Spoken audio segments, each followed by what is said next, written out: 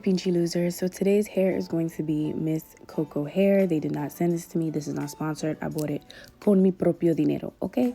But anyways, so I'm just showing you guys what comes in it. You get a bonnet, information card, the wig, of course, two wig caps, a pack of 2 wig caps, as well as some lashes. The hair was honestly soft and shiny and beautiful out of the packaging, but it smelled kind of weird. It smelled like bleach, I'm gonna be honest. And I got a 180% density straight HD lace 5x5 lace closure wig. I didn't really show the cap construction, but there's a comb in the back, adjustable straps, and 2 combs on the sides. So now I'm showing you what you need to bleach. You need your bowl, a brush. I use a butter knife and I'll explain why later. Your 30 volume developer, your bleach, that's the one that I use, your bleaching powder, Iso Plus neutralizing shampoo and conditioner, as well as your Shimmer Lights blonde shampoo, and I'll explain why we need those later. And of course, your aluminum oil. So I used 1 scoop on camera because I didn't think I needed that much, but I lied to myself. I played myself. I did go in off camera with another scoop. So in total, I do have 2 scoops of the bleaching powder. I don't really measure how much bleaching powder or developer I have. I just kind of know what I need. It's hard to explain, but there's nothing really that you could truly measure. You just kind of have to eyeball it. But yeah, I recommend using anywhere between 20 to 30 volumes developer if you are a beginner. It's just easier to work with. Now, if you are a pro, definitely go to 40, 50, whatever, but beginners, don't do that. So as you see, I'm now mixing it. I put my developer in. Consistency is very important in the bleaching process. It has to be the right consistency. If it is too thick, it's not going to spread. It's not really going to do nothing. It's going to be hard to use. If it is too watery, too thin, it will seep through the knots and go into the rest of the hair and the hairline, and it'll end up turning your hair a different color, and that's really not what we came here for. Okay, so it has to be, it's really hard to explain, but I'm showing you guys here. It has to be like a cake icing or toothpaste kind of consistency where they're thick, but it's thin enough that you can spread it. So think about toothpaste or cake icing, how you see how I'm tapping it on the bowl and it's not coming out. So that's the consistency that you want. This step is also very important. I'm using my spray bottle to push the baby hairs out of the way, so that way when we do bleach the knots, the baby hairs don't get bleached in the process and start turning a different color. I also use Gots to Be spray to just to further get a firmer hold on those baby hairs so that they don't come out while I'm bleaching. And now I'm starting the bleaching process. So this is also very important. First, I want to say I'm using the butter knife because for me personally, it is just easier for me to spread and it's just easier for me to maneuver. I don't know, it's just easier for me. You can feel free. I did show you guys the little dye brush a couple seconds ago. If y'all want to use that, use it. But for me, butter knife is easier. But anyways, back to what's really, really important.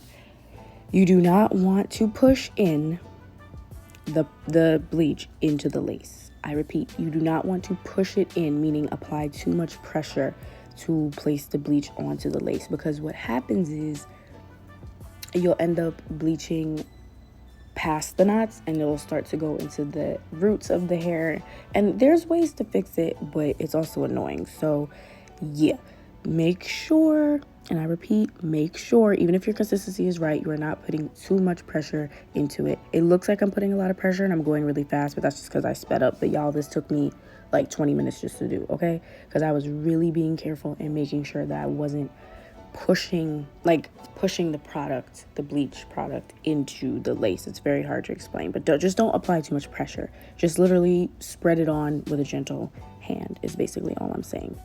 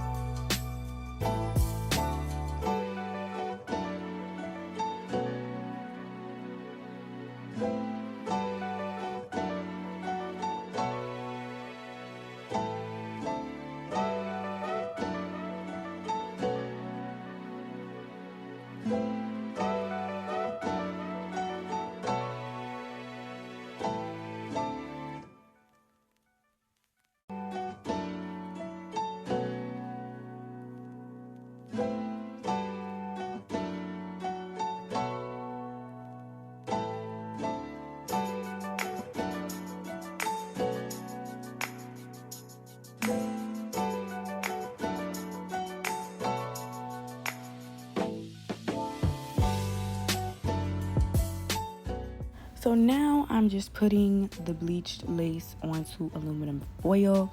I use one aluminum foil at the bottom and then I use another one at the top, you'll see, to cover it. I had to let my bleach sit for an hour. Some people it only takes anywhere from 10 to 30 minutes, but you have to check it every, I would say, 2 to 5 minutes, which is what I did, just to make sure the bleaching process is happening and going the right way, to see if you put too much pressure, maybe you over bleach the knots, whatever. So it's very important to check it every 2 to 5 minutes. It's a very tedious process. You have to watch it as if you have something on the stove, okay? So here, these little clips, I'm just showing you guys what it looks like after that bleaching process. Like I said, I had to let mine sit for an hour. Yours might be different, so definitely watch it. But you want the knots to be like a honey blondish kind of color. Basically, you want it to no longer be visible. Not red, not black, not orange, not purple, not blue. Honey blonde kind of color. So this is what the wig looks like. We're going to just rinse it out. It's okay if it looks that way. The bleach naturally just falls off. But we're gonna rinse it out before we use the shimmer lights.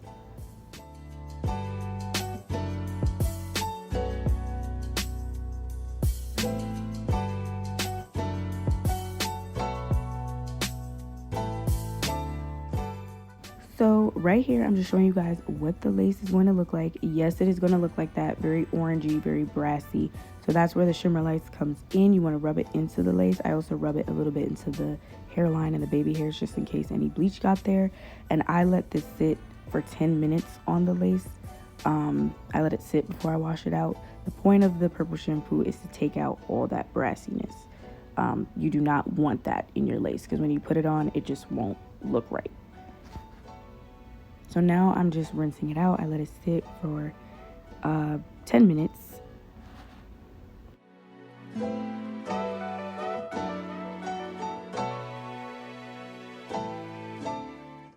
So right here, I'm showing y'all in slow-mo what the knots look like. Y'all, I did such a great job, okay? For someone who is a beginner, I mean, look at it. It looks so good. It looks a little weird because my hand is at the bottom, so it looks a little orangey, but girl, this just, I'm so proud of myself. So now I'm putting the Iso Plus neutralizing shampoo onto the lace, same way that we did with the shimmer lights, and I let that sit for about 5 minutes. The purpose of putting those two things is to stop the chemical bleaching process from continuing to happen, and the neutralizing shampoo is to just restore moisture back into the wig. And look at it, y'all. I'm sorry if I don't have good enough like angles to show y'all, but oh my gosh, look at it. It's beautiful. Like, so proud of myself. Okay, so now I'm showing y'all what y'all need to pluck this lace. Okay, so you are going to need your spray bottle, tweezers of any kind, and a rat tail comb, particularly this kind with like that sharp silver end. It just is better.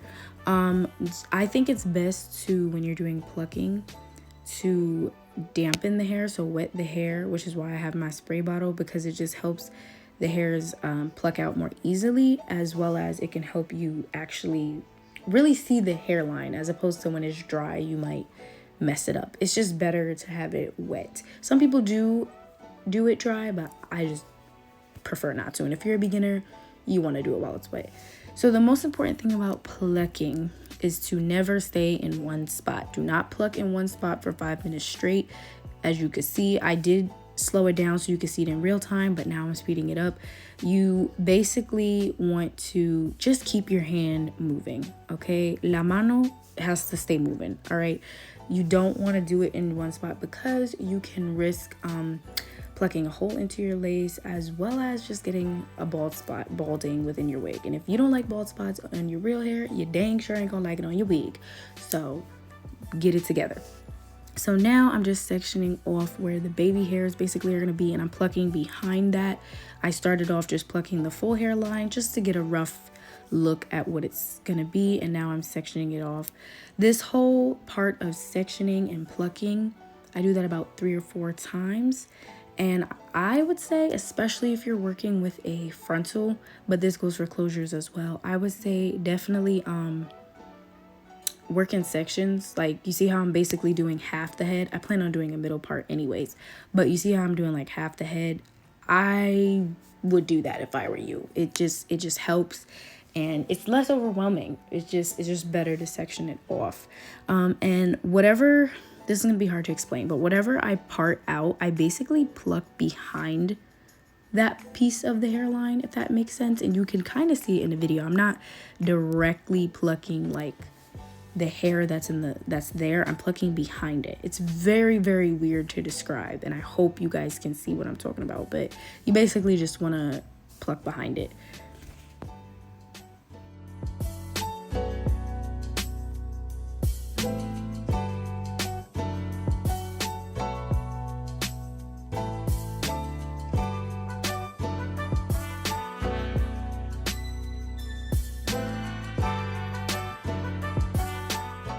So what I'm doing here, I pushed that section of hair back just so I could see my progress so far. I think that step is super duper important to do because it helps you see how far you've come, if you had a bald spot, if you need to pluck more. It's just a good way to track your progress on the plucking.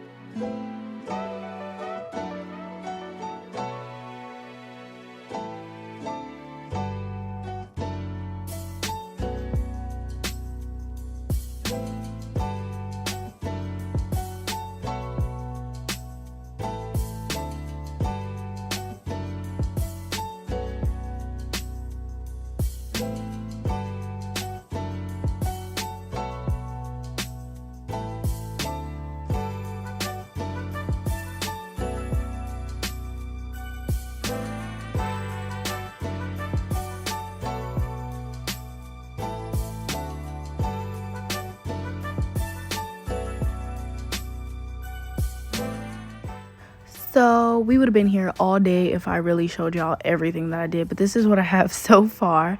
I'm doing the middle part, and this is what I got so far. The side that I'm pointing at on camera is the side that I'm going to be plucking a little bit more so that it can mimic the other side and look just a little bit more natural. It was a little too dense. And I also, as you can see, the hairs that are separated out is basically where I want my baby hairs to be. So I was sectioning that out because I felt like that section was fine, but it was what was behind it that I really wanted to fix up.